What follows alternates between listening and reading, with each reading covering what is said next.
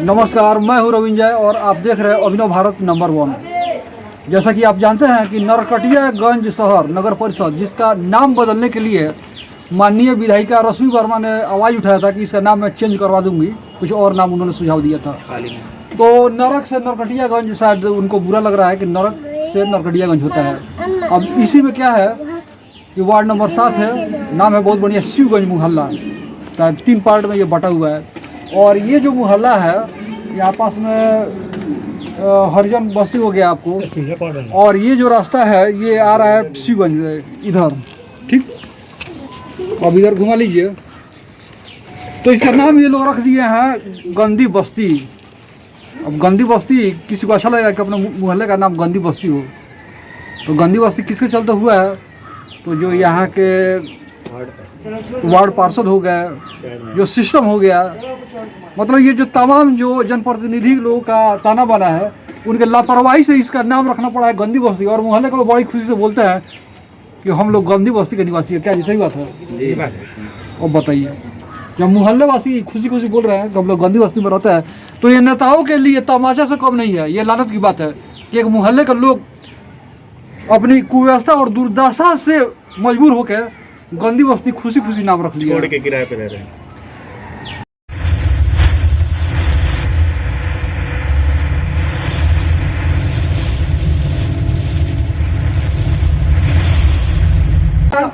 Ward number 7 का ये जो गंदी बस्ती इसका नाम रखा गया है, जो साहिल कुमार है, साहिल मोहम्मद साहिल है, उनका है ये मकान। और आपका क्या नाम हुआ? रोशन है। आप उनकी माँ हैं? जी। इधर आ जाइए। उनका पापा बाहर रहते हैं, 3 महीने 4 महीने से बच्चा किराए पर है, अकेली बहन। बताइए, ये अच्छी बात है? और क्या दिक्कत हो जाता है आप लोगों को? पूरा पानी भर जाता है। पूरा पानी भर जाता है? पूरा पानी भर जाता है। बच्चा किराए पर हर साल जी 3 महीने 4 महीने बच्चा किराए पर रहता है। यहाँ से खाना पीना नहीं जाता है, बच्चा होटल में खाता है। आईओ वार्ड वाला या चेयरमैन कोई आके देखता भी नहीं है यहाँ क्या हो रहा है क्या नहीं हो रहा। बताओ। आप लोग होल्डिंग देती होंगी? जी। वोट देती होंगी अपना? वोट देते हैं। 5 साल पर, हर 5 साल पे 3 वोट पड़ता है, एक शहर का, एक विधायक का और एक सांसद का। जी। आप लोग तीनों वोट देते हैं? तीनों वोट देते हैं। बताइए कि ये लोग विधायक का भी वोट देते हैं, नगर परिषद का भी देते हैं, और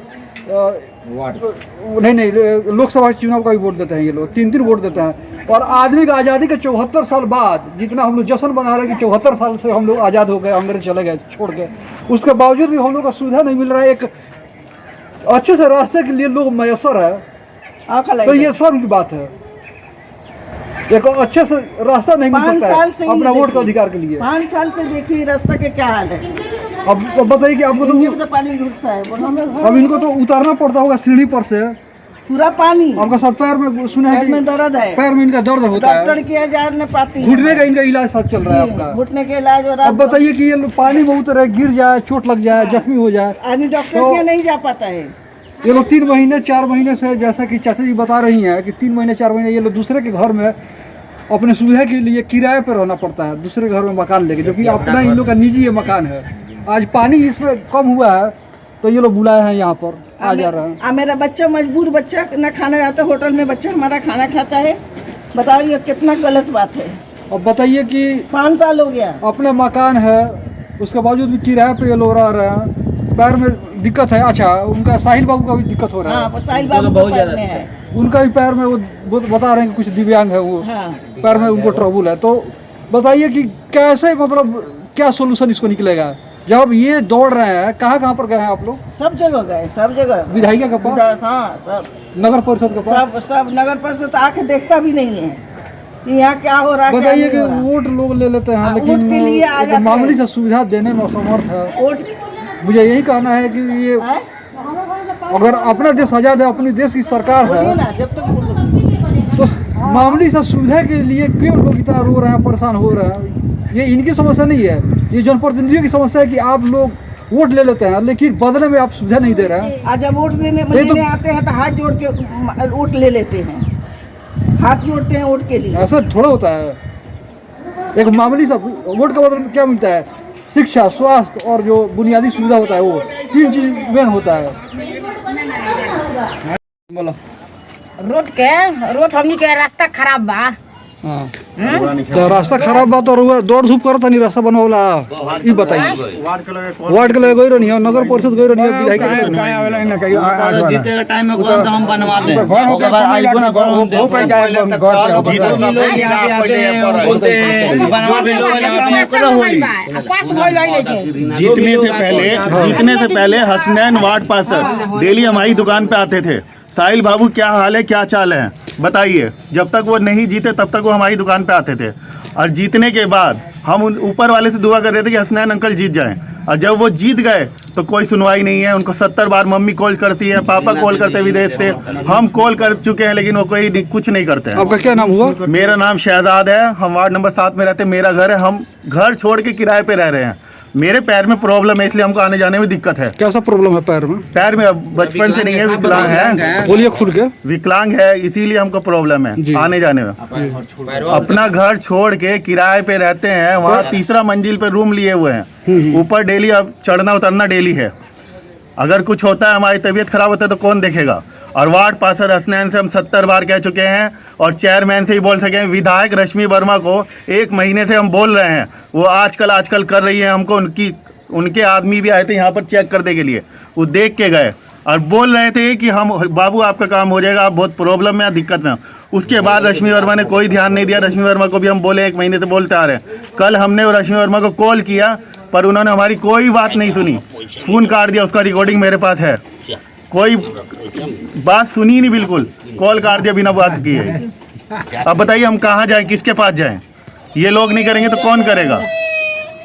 जो समस्या सुन रहे हैं आप, बताइए कि ये भाई साहब छोटे भाई हैं, इनका पैर में दिव्यांग है और इनको आने जाने में दिक्कत होता है, सीढ़ी चढ़ना उतरना दिक्कत हो जाता है, तो रास्ता ऊपर खबड़ हुआ। उसके बाद अपना दुकान है, रात को आते हैं, तो दया नाम की चीज़ है कि नहीं? सबसे बड़ी मैं बात बोल रहा हूँ कि ठीक है, आप काम कब कर रहिएगा नहीं कर रहिएगा वो अलग चीज़ है, एक दया नाम की चीज़ भी होती है कि चलिए कहीं पर कोई आदमी मुसीबत में है, उसका जीवन यापन जो है कठिनाई से बीत रहा है, तो त्वरित उस पर एक्शन लिया जाए। फंड क्या आएंगे नहीं आएंगे वो अलग चीज़ हो गया, कुछ अपने निजी कोष से भी क्या किया जाता है ना कि ई ट्रैविस गिरवा के उसको भरवा दिया जाता है, लेकिन यहाँ पर वो भी नहीं है। अब ये ऐसे लोग अगर दौड़ रहे हैं, ऑफिस टू ऑफिस चक्कर काट रहे हैं, रो रहे हैं, तो ये सर्व की बात है। पेपर में दे रहे हैं, मीडिया में दे रहे हैं, दौड़ धूप कर रहे हैं सरकारी कार्यालयों में। अपने समय ये इनका दुकान है, इनके पिताजी जो है वो बाहर रहते हैं, और इसके बावजूद भी ये दौड़ धूप कर रहे हैं अकेले कि रास्ता ठीक हो जाए। मम्मी के इनका घुटने का प्रॉब्लम होता है, उनका इलाज चल रहा है, तो दोनों माँ बेटों को दिक्कत होता है। तो इस पर भी कुछ ना कुछ रहम खाइए आप लोग। बाकी बातें बाद में है, पहले रहम खाइए और उसका वैकल्पिक इंतजाम भी तो कीजिए तुरंत। जी धन्यवाद। किसी को शौक नहीं है कि पढ़ लिख के और कीचड़ में और पाखी में बिना मतलब का घूमे, क्योंकि ये खेत नहीं है मेरा कि मैं आया हूँ अपना धान का फसल देखने के लिए। यहाँ के लोगों का दुख दर्द देख के हम इस फील्ड में उतरे हैं कि पत्रकारिता करेंगे, स्वच्छ पत्रकारिता करेंगे, बाकी लोगों की तरह नहीं करेंगे कि खबरें दबा ले तत्कालिक लाभ के लिए। 1500 रुपये से कुछ नहीं होने वाला आज के महंगाई के दौर पर। मेरा उतरने का यही मकसद था कि लोगों का दुख दर्द दूर करा। और फिलहाल मैं किसी राजनीतिक पार्टी से नहीं जुड़ा हूँ, सबसे बड़ी बात है किसी राजनीतिक पार्टी से नहीं जुड़ा हूँ कि मुझको अपना चेहरा चमकाना है और हमको टिकट मिल जाएगा भविष्य में। समस्या ये है कि हम लोग अपना वोट जो देते हैं उसके बदले में जो बुनियादी सुविधा है, जिसका मैं कई बार जिक्र किया हूँ, वो नहीं मिल पाता है। मुझको कोई राजनीतिक पार्टी में नहीं जाना है और ना ही कोई राजनीति में मुझे आना है, और ना ही मुझे शौक है, और ना ही मेरा जन्म हुआ है कि मैं कीचड़ पाकी शुरू से ही देखा हूँ।